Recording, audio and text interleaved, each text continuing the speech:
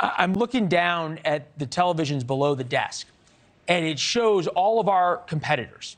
Not one of them, much less taking the China hearings, not one of them have even mentioned that it's happening.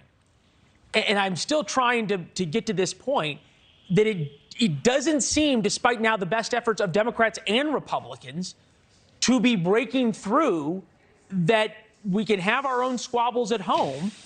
And what is happening and what China is trying to do really sort of makes all those squabbles seem kind of irrelevant. Honestly, Leland, I don't understand it either, but I think if I were to guess, the ideologic divide in this country has gotten so bad that if Republicans cured cancer, we'd still be the bad guys. I mean, I think the media, you know, much of the mainstream media is so leftist now. They're not going to talk about anything we're doing good, and they're not going to talk about bipartisanship because that shows that Congress is working. Look, they live and make money off fear and outrage, and that's what they want to basically do. They'd rather talk about January 6th. Yeah, no, it cuts both ways on the partisan divide in the media. It's what makes where we're at a little unusual because we live in this space in the middle. At the same time as it relates to China, though, I'm almost wondering if this is too harsh a comparison. I'll let you be the judge, and then I know you got to go vote, so we're going to let you go. Is this akin to a hearing, it would have been on the radio in 1938 or 39, about the rise of imperialist Japan or of Nazi Germany? Is the risk and the threat that great?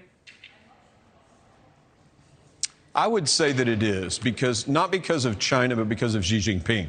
Xi Jinping is terrorizing a lot of people in his own country, too. And he's a totalitarian dictator, a true authoritarian. He's consolidated power through these anti-corruption campaigns. I mean, he really is the bad guy. He's ruling like an emperor of old, not just a communist authoritarian.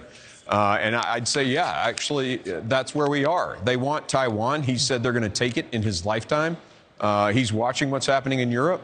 I think they're building their military. They're buying allies with the Belt and Road Initiative. They're on a quest, and it's led by Xi Jinping. All right. Well, we will continue to watch it because we think it's pretty important what's happening and what you are doing and what your fellow congressmen are as well when it comes to China. It's good to see you, sir. Thanks for joining us and making the time. Good to see you, Leland. Take care. Yes, sir. Thanks for watching. Go to newsnationnow.com to find NewsNation on your television provider.